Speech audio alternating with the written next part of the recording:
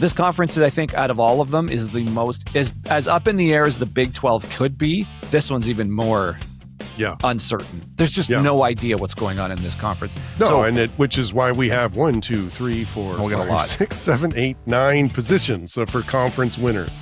And that's partly because we think everyone else is just as uncertain as we are with this conference. Yeah.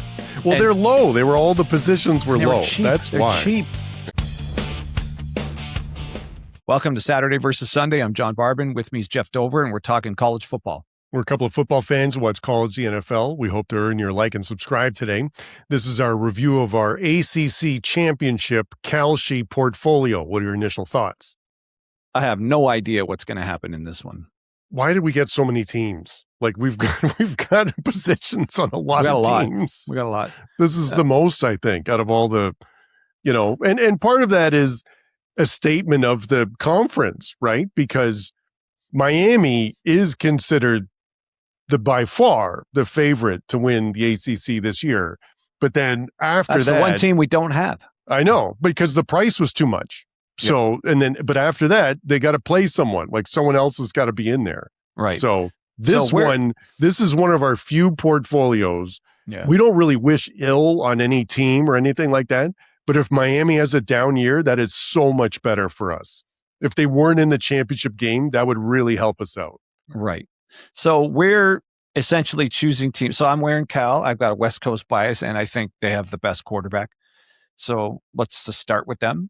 Sure. So we're obviously choosing teams that we got for real cheap and hoping some sentiment lands on these teams that they can have a good season and make it at least to that game. And once you have once you're in the game, anything can really happen. So obviously Miami is the favorite, but Miami didn't even make the championship game last year. Yeah. So it's stranger things can happen. Oh, If you think we're nuts for having Cal, I got the transitive property for you. So Miami makes the national championship, right? Mm-hmm. And they're competitive. It's not like IU blows them out. That's a one-score game. Mm-hmm. Miami could win that game if not for a block punt. They were in that game the whole way, right? IU, you mean? No. Or you said Miami? Miami's in the game. IU blocks a punt and gets 7 points off a block punt. Yeah. Miami could have won that game. Yes, what I'm saying is they hung in there and could have won, right? Yes. And they beat some serious teams along the way. They beat Ohio State. Like that team was legit last year. We agree. Bunch of players went to the NFL. Mm-hmm. They lost to SMU and the t-shirt you're wearing, Louisville. Mm-hmm. Ask me what ACC team beat SMU and Louisville. Cal. Last year. That is your transient None property, of this isn't conference makes sense. Yeah. If you look through, and now obviously Hurricane fans will say Beck had a couple of bad games with some unfortunate interceptions, but the point still stands that there's a way you got to go, but this team beat that team and that team beat that team, but you can show that Cal managed to take down 2 teams that Miami couldn't. Yeah. So it's I know it's a stretch. I'm not saying Cal could have beat Miami and made it to the championship. What I'm saying is within this conference during the year, it seems like strange things happen. And we had a conference champion was 7-5, Duke. Yeah. Yeah, exactly. So you're right. So anything can happen. That's why we have the position on this. And just like a lot of other teams in college football, but I think especially in the ACC, the turnover and new people and transfers and everything are every team, right? Mm-hmm. And so there's so many on every team. And so you don't know like what's going to hit. Like the last year, Beck was really good for Miami. Is it Mensa now, right? It's at Miami this year, right? Probably really good, but you don't know. Like stranger things have happened, like where the transfer doesn't click or that all they had to replace doesn't click. So, who knows? Maybe the QB at Clemson is actually good, because they've got a battle right now. It's Simmons at Florida State might not be bad. Like Georgia Tech, a lot of people left because of UF, but Louisville could be really good. It's entirely possible. So that's why you can only have one winner, obviously, conference champion, but that's not what this is. This is Kalshi. These are like stocks, right? We have positions in all these teams, and the idea is to look at their schedule now and then see when might be an ideal time to get out of the position. Because as long as we've got really low prices on a lot of these teams. That so was as long as that was key. So as long as it goes up a bit, it could go to 12 cents. That'd be double our money for some of these teams. Yeah. It could be triple our money for some of these teams. So your purchase price is what matters on these sort of things. Exactly. So Cal, also the fact that you can't bet on sports in California, not online. So you can't do FanDuel or any of that stuff. Kalshi is kind of your only option if you're a Cal fan and you want to get in on the action, right?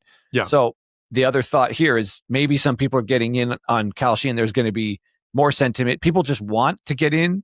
That might help us out with a California-based bet. And especially when you look at the schedule, right? Because who they play first? They got UCLA at home. And Cal can win that game. Absolutely can win that game. Really? I will be at that game. Good for you. So if they beat UCLA, that's not only in-state rival. I know that the Cal fan base, they view that and the Stanford game as two that they really want to win. But if they win that game, okay, UCLA is not a powerhouse or anything, but it's a really Big good Ten GPA game. Yeah, but it's a Big Ten team that shows that they might have some mustard to them this year. Yeah. So if this contract moves then, we might even offload it right then. Absolutely. I could see if they beat UCLA, I would even be tempted to see, because I think they could beat Syracuse too, right? And that would be an ACC win at that point. So that's not, either one of those. I think you're right. I think this could go, it's 5 cents. So it could go to 10 cents. And then in which case we might get out right away. Yeah. That'd be enough. Because they're probably losing to Clemson. But I mean, they could also be, they could beat Wagner. So they potentially could be 3-0 by the time they get to the Clemson game. So, well, they've got, which quarterback in this conference do you put ahead of him? Oh, not many. Jennings, Mensa, maybe. Who else? Who else would you? What does Louisville have again? I can't. Oh, he's the transfer from Ohio State. His name escapes me. He's good I'll too. Figure it out. Yeah, you're UVamp. I'll figure it out. It's killing me. So yeah, so to me, the Cal contract could move. Again, we don't know. It's our first year doing these things. Lincoln Kienholz. Yeah, Kienholz. Right. It could move at the UCLA. Also, that coach is so good with QBs at Louisville. We'll get to Louisville in a minute. Yeah. So if you haven't watched Cal, they have a stud at quarterback who's probably going to be a Heisman contender, if not this year, next year. And the key thing about this too is that he's an absolute stud. A good QB puts you in a position to hang in any game, and you're not exactly facing murderer's row, in terms of these defenses. Like UCLA's defense, not super scary. Syracuse defense, not very scary. Clemson would be the first real one they face at game 4, so typically good, but they've been on a downturn for the last couple of years. So they might be gettable here. So to me, there's maybe 3 spots where I think this contract could really move. Well, more than 3, but there's 3 obvious ones to me. There's the UCLA game. If we think these out of conference games are going to budge a contract, it could move right then. And I think your point, because it's to California and they can't bet on anything other than Kalshi. So I think that there might be a bunch of action at that game on exactly. Kalshi. This is the thing. We've never done this before, so we're going to find out so much about how these contracts work throughout the season. So that could move then. It could move at the UCLA game. It could move again at the Clemson game. If they win that game, that might be... Also, they get them at home. Remember, the cross-country travel sucks for these teams, It's not right? good. Yeah, it's not good. So, and that's a 10:30 local, PM kickoff for them. And they for sure have the QB advantage in that game. Whoever's starting at Clemson, I don't think's ever played before. So, and Sagapolitelli... Do you think Clemson's going to be at least 7-10 point favorites? Sagapolitelli's amazing. And he looked great as a true freshman. He's that good. So, we'll see. Cal's defense should be better, too, because they have Lupoy. He came over from Oregon. So we'll see. But if they beat Clemson, my guess is the contract moves big time on that game. Yeah, it'd be hard not to. Yeah, well, for sure. We think. Then I don't think UNLV, okay, I'm assuming wins. If they beat UNLV, VT, Wake Forest. Good God, man. You're really if these are big ifs. Because if they hang in there against Clemson and it's it's a battle, that might, let's say they go into the Clemson game, they beat UCLA, Syracuse, and Wagner. Let's say that it's a battle with Clemson, but they look good, but they lose. So they go 3-1, So we're in the ACC. That's one of the better ACC teams. Yes. take, like, for better or for worse, Clemson's still one of the better ones. So if they look good there, it may not really hurt the contract if they look like, well, they're as competitive as Clemson is. Yeah. So they're going to be competitive in the because they don't get Miami here. So you would think, oh man, if they're at Clemson's level, they could beat anybody else on this schedule. So it may not really hurt the contract. It might show that, oh, they're one of the teams that's in it this year. Well, and what's really good, you're right. And you're still talking a little crazy, but what I will concede is that they're in the first half of their schedule, all the hard games are at home, right? Yeah. So the UCLA game at home, Clemson at home, Vodtech at home. So I'll be surprised if we hold on to the Cal position past the Vodtech thing, because then we got like at SMU, at NC State, at Virginia. That's going to be, Stanford and Pitt. Like those, who knows what's going to happen at that point? But this is one of those things. We've got it. It's a low position, so it doesn't have to go up that much for us to go out. I feel for this one, I feel like if it got to 10 cents, I'd unload it, because that's double the money essentially. Yeah, doubling money is not bad. So it's great. That is an official win in sports. Yeah, we're not gambling. trying to go 10x here. Doubling is plenty for us here. Yeah. So that schedule is interesting. It is interesting. So it could be it's already fallen apart by the VT game. We don't know. Yeah. The next big one, if they're looking good, like let's win or lose Clemson, if they beat UCLA and they're really competitive against Clemson, the next big one's SMU, because SMU's one of the teams favored to win this conference.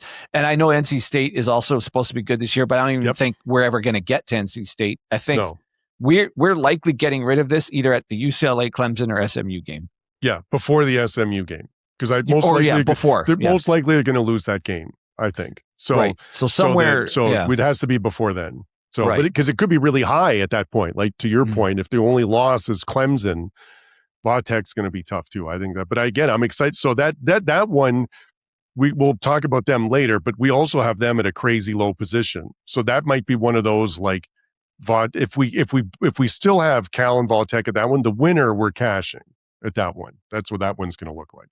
You think we'd do 10 minutes on Cal? No. All right. So moving. But you're on. a fan. So, I'm a fan. Yeah. All right. Moving on. Who do you want to do next? Clemson? We'll do Louisville since I'm wearing the shirt. Okay. We'll do Louisville. Okay.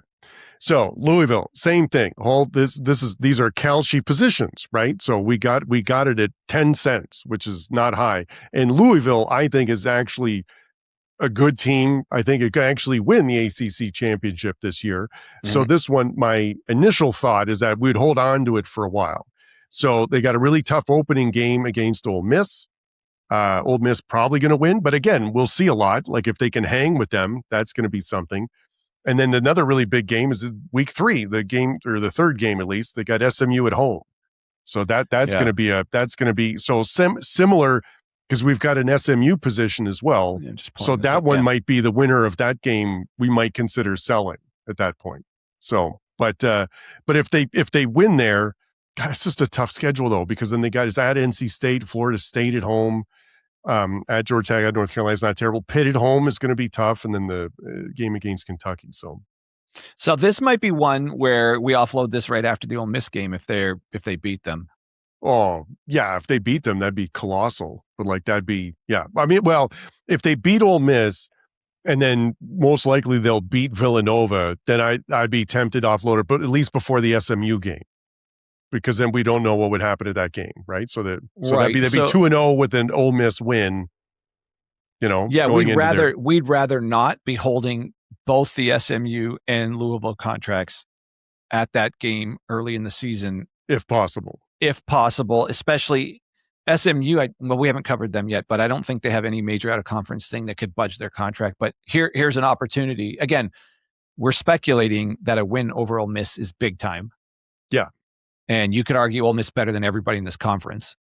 So, or at least on this schedule, there's no Miami here. So that's probably the toughest game Louisville's going to play all year, is the first game of the season. Yeah. It's a non-conference game. Yeah. So we don't know how much that'll impact it, but that's a huge, it's first game too. Yeah, so like sentiment, right? People excited, might want to, the contract might move just from the strength of an out of conference win. And I'd rather be out of that contract at the SMU game instead of hoping possible. both win that both need to win that game. No, but I also don't mind that position. We've got both Louisville and SMU. They play each other week 3.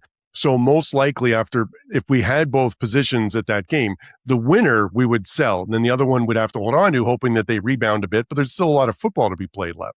So that's not a terrible position to be in. Yeah. After that, so the 2 spots right away are the Ole Miss game and then the SMU game to potentially sell this Ole Miss, this Louisville contract if it moves.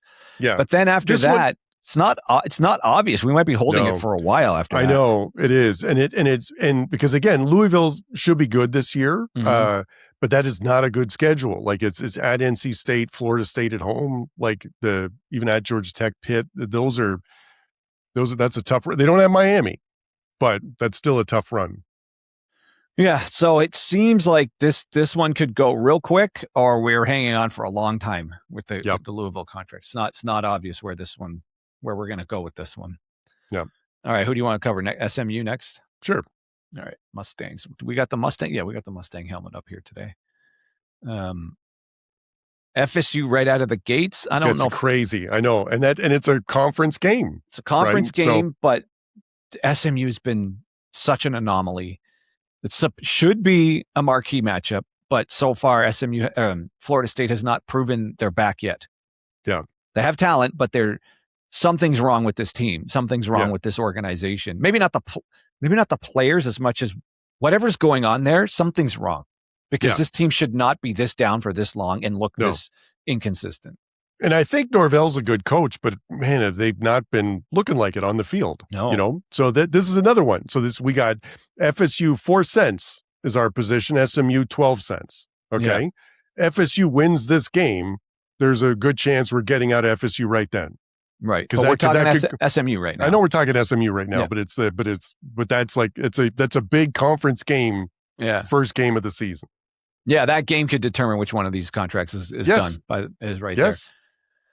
Right. So that we have no idea. That'll be interesting. No. So it could be game 1 and then UC Davis. Hopefully they'll win that one. And then at Louisville, which we just talked about. Right. Yeah. So I think there's a good chance that again, the winner of that one will probably get out of. Right. So. And then does Notre Dame count as a conference game? Oh, that's a good question. Let me check that up. You vamp and I'll look up. SMU should be one of the favorites to make the championship game. Jennings is back. I think he's one of the best QBs in the conference. After the Louisville game, their real next big if you want to even call it a challenge, would be Cal. I mean, I know I talked them up on wearing the shirt, but I don't know that the sentiment around the country is that that's a tough game. That'll be the next best quarterback they face. No, it's not a conference game. Right. SMU Notre Dame. Okay, so their next best QB they face after the Louisville game is Cal. Then after that, Syracuse, Virginia Tech. Virginia Tech's a complete wild card. I have some faith in Franklin that he's going to turn that thing around pretty quickly. Yeah, me too. But it's a manageable, since Notre Dame's not a conference game, it's a manageable schedule after Louisville. Like they could kind of run this thing, not including the Notre Dame game. Yeah, I get again. So that's I don't know if their position would get any higher than it would after the Florida State or Louisville game, right? Because then after that, if it doesn't go up a lot, then we're going to be hanging on to it for a while. Because then we need for them to be 5-1 in conference or 6-1 in conference or something, and then by that point it has to move. So right, and which now we're just dependent on where they fit in with everybody else versus the quality of these wins. Because if we're just going to look at quality of wins, they don't have a lot of opportunities for quality wins here. They just don't. No. They don't hit all enough of the top teams in the conference. No. So them having as of time recording, we don't know how the conference is going to might unfold. Be amazing, and that might be a really key game. All of a Absolutely. Sudden. Yeah. So we don't know. This conference, I think, out of all of them, is the most as up in the air as the Big 12 could be. This one's even more uncertain. There's just no idea what's going on in this conference. No, which is why we have 1, 2, 3, 4, 5, 6, 7, 8, 9 positions for conference winners. And that's partly because we think everyone else is just as uncertain as we are with this conference. Yeah. Well, they're low. All the positions were low. That's why. They're cheap. Yeah. So these teams could be all over the map. I mean, again, I'll come back to the fact that Miami lost to Louisville and SMU and Cal beat both of them. That doesn't give anybody that's a fan of any team in this conference any confidence in anything that's going on in the conference. Like no one has a clue. Last year, no one could tell you what was going to happen and that you're going to end up with Virginia versus Duke, and neither of them make the playoff. Like it's so up in the air. And your traditional powers, FSU is not a traditional power right now. Virginia won 10 or 11 games last year. Doesn't make any sense to anybody. Virginia Tech's a complete unknown. Wake Forest won 9 games last year. Yeah. Wake Forest sneaky good last year. And they really like their coach too. So Louisville's usually good. Yep. I have faith in that quarterback, that coach and how he develops quarterbacks. So it makes sense to me to have all of these positions. They were all cheap. And I think because no one has a clue what's going to happen, that's why they were all so cheap. All right. Who do you want to look at next? FSU? Yeah, sure. FSU. All right. Yeah. So start New Mexico State. And then there's that big game where they host SMU and then at Bama, that's going to be tough. Central Arkansas hosts Virginia, at Louisville, at Miami, and then against Clemson. God, it's a tough stretch. It's a tough schedule. It's a brutal schedule. Yeah. And then Pitt and NC State and finish with UF. So that might be one of the toughest schedules in the country. It feels like it too. And especially where they really need to rebound too this year, that one's going to be tough. If they lose the SMU game, they're in really bad shape because then they're probably going to lose the Bama game. And then you're going to be like 2-2 going against Virginia. And you hope you have that one, but I don't know. Because then you're going to go at Louisville, at Miami. That's a tough stretch. What did we pick this one up at? It better have been cheap. This Florida State is 4 cents. 4 cents. That's almost too much. Yeah. So if they beat SMU, it could go to 8 cents, and then in which case we're going to get out. We got to get out. That's kind of where we need that to end right there. Pretty much because. Yeah, if they lose the SMU, they're going to lose to Bama. We've got the Alabama issue here. So, yeah, then we're just holding on to it for a while. Yeah, then we're just in for the long haul. There's no point going any deeper into this. I mean, if they beat Bama like they did last year, like completely out of nowhere, I'm guessing we'll find out again if these out of conference contracts early in the season games affect contracts or not. We'll find out, but. I mean, that'd be crazy if they lose to SMU and then beat Bama. That'd be wild. You know what? Given the strength of the teams throughout this schedule, if Florida State puts stuff together, this is the contract that can probably move the most. Oh, yeah. Oh, for sure. Oh, listen, they beat SMU and they hang with Bama and then beat Virginia. And then, like at that point, the contract could be pretty high. Like if they look good, I'd still want to unload it before going at Louisville.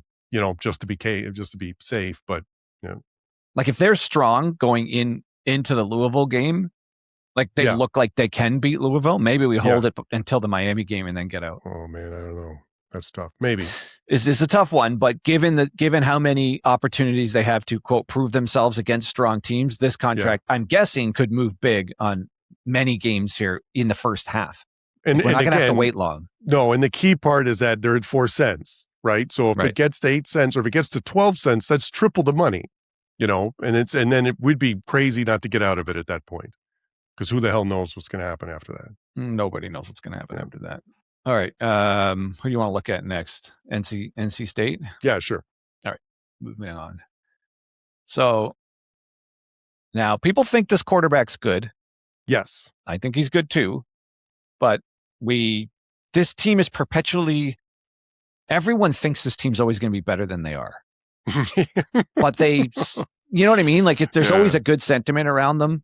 They seem to be a well-run program. They don't really have any, like they're not like all over the place like FSU or how Clemson was riding high and now no one really knows what to make of Clemson. But with the quarterback coming back, I think there's a chance they could actually be pretty decent. And I think they can make it to the Louisville game undefeated here. Maybe. Yeah. I mean, again, we've got NC State and we've got Virginia, right? And NC State's at 12 cents and Virginia's at 4 cents. And so we've got them opening game of the season. So that to me is going to be another one. Like if Virginia wins, we're probably selling the Virginia position right then. I know this was the NC State schedule, but like that, So if NC State wins that one, then we're probably going to hold on to it. And you're right. The next one, logical one would be, if they're looking strong going in the Louisville one, would probably unload it at that point. And we have an out-of-conference game on the 19th of September here against Vanderbilt. Vanderbilt now has shown they can be a strong team in the SEC.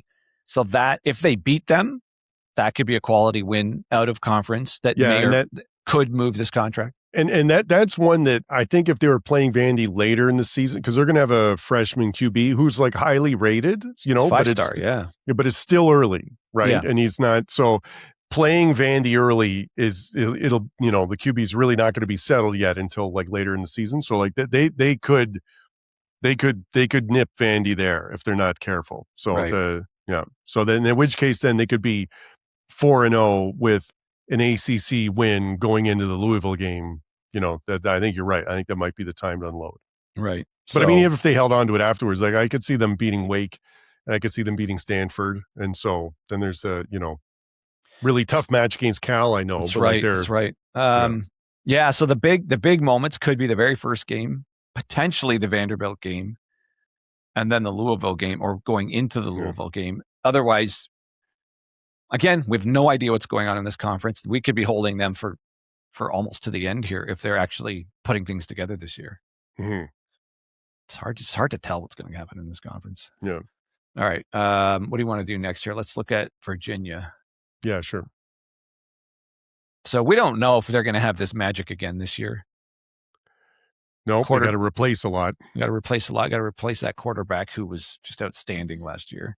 So like we said, right out of the gates with NC State, if they beat them, that could be, this contract's already done for us if it moves on that game. West Virginia at home is going to be probably not the easiest one either, but they could, and then at Florida State, I mean, I don't know. That's going to be tough. Yeah. Well, again, we're trying to predict an utterly unpredictable conference. Florida State could be a mess, and Norvell could be fired by this time. Virginia and NC State, that's going to be a sneaky important game for us to watch, just to get an idea of what these two teams look like. Like because if Virginia looks good in that first one, that really changes everything. And if they look terrible at the first one, then that changes a lot of stuff. Like in terms of also with how cheap these contracts were. Mm-hmm. The upside, if a couple of our longer shots hit, can compensate for two or three of the other ones, like dropping a zero here. Yes. Like the upside way outweighs some of these. So that's why. Okay, so for Big Ten, we only had 5 contracts because we don't think much will move on any other team there. Well, but here also because the price wasn't good on some other teams, right? So we got an excellent price on a lot of teams here, and we don't know what's going to happen. So you're absolutely right. Like that's going to be, if one of we've like 6 of them are like long shots. So if one of them is competitive, 2 of them are competitive, then we'll be in the black just on those 2. Right. So we don't need them all to make the game. We don't need them to win the game. We just need enough people to think they're good enough to potentially get there throughout the season. If Miami just is a powerhouse, I mean, I don't know if that just makes them all, it just ruins all of these contracts. Like nobody thinks they could possibly beat Miami. Mm-hmm. But my guess is some hope will spring eternal that whoever does make, let's just assume Miami's really strong this year. And as the season's progressing, it's sort of obvious it's Miami versus somebody. Like how that's what a lot of people are going to think preseason, right? Yes. So if Miami's strong throughout the year and it's unfolding, and the sentiment, right? All that matters here is sentiment, that people generally think, oh, this conference is going to come down to Miami versus somebody in the championship game. We have enough teams with enough room to move given our price. Mm-hmm. That it doesn't matter if people think it's a foregone conclusion that Miami's going to be one of those 2 teams and likely win. There might be enough sentiment that some of these things move enough in our favor. Well, just think of last year, right? There was 5 teams at like 6-2 or whatever. Like there was 5 second place teams. Yeah. So that would be our ideal, right? Because Miami's never won this conference. Well, I know, but I mean, if Miami was like 8-0 or something, and then there's every other second place team was 6-2. Yeah, that's fine because we have positions on all them, and that would have been at that point. If you're 6-2, it has to be higher than 4 cents or whatever, right? So, I mean, the other thing, so the other one that I'm really like our position on is Vautech, because I think Franklin's a good coach. I think he's done, a lot of people from Penn State came over with them. I think Grunkmeyer is really good. I think he's going to be fine. So I think Vautech could be good. And we got him at an absolute steal at 4 cents. And I love the schedule for them for this, because they've got VMI, Old Dominion, at Maryland, at Boston College. I feel like that's an easy 4-0 start. And then they host Pitt. And so that'll be a tough game, and they get it at home, right? And that's going to be a night game at Blacksburg. I think that's a great, and you've got 4 games for your new QB to get settled in, and all your new pieces and stuff. So I think they could really do that. So either unloading it, being 4-0 and unloading it before the Pitt game, or depending on what that looks like and what Pitt looks like, you might hold on to it, but that one could really go up. Yeah, that's the obvious spot going into the Pitt game if they're looking strong. Other than that, it's probably not till, I'd say, Clemson. If they're maybe depending what the next 3 games look like. I mean, assuming an ugly loss is going to kill probably the Contracts, but being competitive through the Pitt, Cal, Georgia Tech stretch. Yeah. And then go ahead. Yep, go ahead. No, I think that's even if it was a really ugly loss to Pitt, they can still get beat Cal and Georgia Tech like that, and so they'll have one they'll be 4-1 in the ACC, even with that loss. So it's not terrible. I wonder. So again, we've never done this before, so I don't know what the sentiment will look like week to week. I wonder how bad a mid-season loss affects these Contracts, and as a team recovers from that loss, what it'll do. For example, Miami has a couple bad losses, but end up in the national championship game. What did their contract look like after the Louisville loss or the SMU loss? What would have done to them? Yeah. And no, we're banking on fans of college football are irrational and jump to conclusions, and right after a loss, good or bad, they're like, this is the worst team ever. Or right after everyone thought Florida State beat Alabama last year. They were ranked 8th in the country. Yeah. And you could have printed money if you had Florida State picked up win the ACC or and then it just went in the tank. So so that's what we're banking on, is that Vautech starts 4-0, and then people are going to be like, this team's unstoppable. And it's so that's what we're hoping for. That's a good point. Plus the rankings, even though rankings don't mean anything, they do. They do to the public. That's what I'm saying. The rankings could change people's sentiment and maybe hopefully move these Contracts in what we think would be a predictable way. Yeah. But later in the season for Vautech, it's tough because it's at SMU, at Clemson, at SMU, and at Miami in 3 of the 4 weeks there. So yeah, we don't necessarily want to be holding them through that stretch unless they're a complete revelation, and those are opportunities for this contract to go way up. Really good point. So it's kind of like the FSU story, right? They've got so many big games that there's a chance for sentiment to go crazy after any of those wins. Yeah. That's the other thing. I suppose for a team of Vautech or FSU, you can sustain a couple losses if you have some massive wins too. Yeah, for sure. For our contract possibly having chances to spike. No, and listen, we've done ACC, SEC, Big 10, Big 12. If you haven't listened to those pods, go back and listen to them about our Kalshi portfolio. But I'll be honest with you, out of all of our positions, out of all of our conferences, this is probably the one I like the most, to be honest. The Vautech at 4 cents, because I think they're undervalued. I think they could be good. And I love the schedule in terms of a stock option, right? They've got 2 guaranteed wins at the beginning. They're going to, get the young QB going and stuff. Then they've got 2 conference games, the 2 probably the worst teams in the league at Maryland and Boston College after that. It's a great ramp up, for this team. And then even if you lose that Pitt game, you still got Cal and Georgia Tech, and who knows what they're going to be like. Stanford on the schedule. There's still guaranteed wins on the schedule in my mind. So this is a great position to be in, and I'm really excited about this one.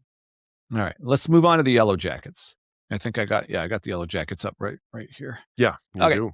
So we got Alberto Mendoza at the helm here, a team that looked like they were going to be the class of this conference and didn't even make the championship game, and they looked good. They were started 8-0, 9-0. So now Haynes King turned out to be even better than we think. He looked good in his preseason opener. He did too. Got hurt though on that lunge for the touchdown. Mm-hmm. Anyways, we could be exiting this contract before they play a conference game. Yes, absolutely. Absolutely. Like they got Colorado out of the gates and Tennessee, and they got them both at home.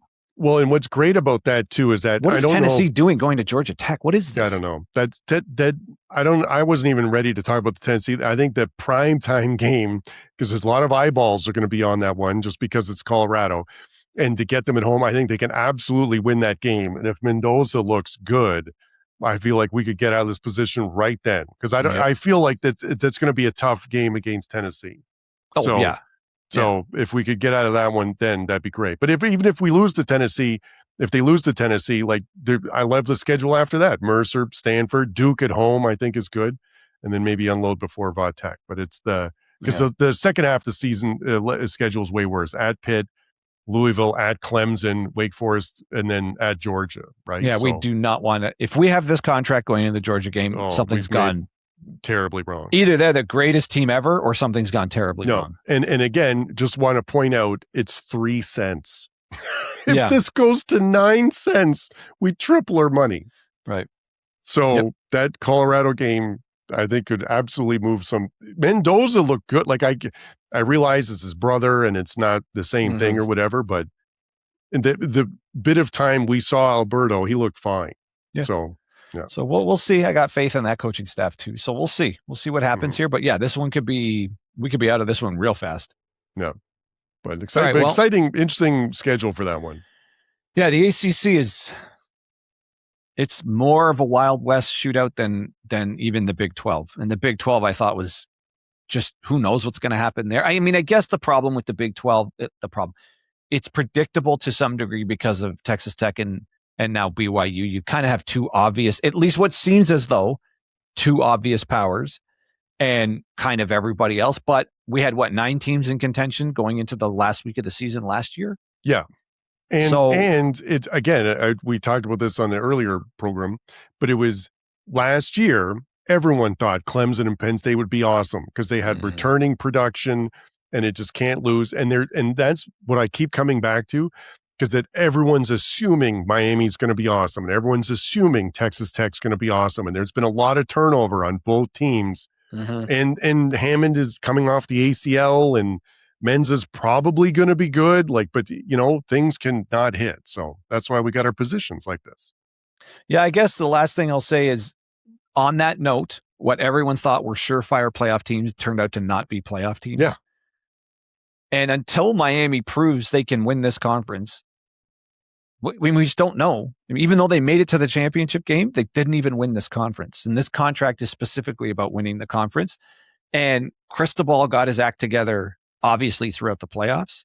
But still, during the season, they dropped a couple inexplicable games. So until they prove otherwise, I'll still believe Miami can drop a couple inexplicable games until they don't. Yeah. Right. Oh, good point. So they're almost like, how am I going to say this? He's almost like James Franklin, but he actually does win the big games in the playoffs. He just somehow blows it in the regular season, and then it didn't burn him. It was it's odd. It was odd that those two games. I mean, good for them for beating Notre Dame, I guess, last year. That was the key to the whole thing, is getting that win. So here we go. This one, who knows? There was at least 6 teams in contention last week of the season here too, right? So this one, I think this is going to be the toughest of all the conferences to be super clear when to drop some of these contracts. Yeah. Yeah. Well, there's for sure the most movement, I think, is in this one, right? So who could be up and who could be down? We would think. Yeah. Right, we don't know. We have no idea what's going to happen, but this one seems like it's going to be all over the place. All right. Well, is that it for any more notes? That's it for me. All right. So if you're still with us, we appreciate you checking out the video. If you like what we have going on and you'd like to support us, a like and a subscribe would go a long way, and we'd super appreciate it. So for Jeff Dover, I'm John Barbin, and that's your Saturday versus Sunday podcast.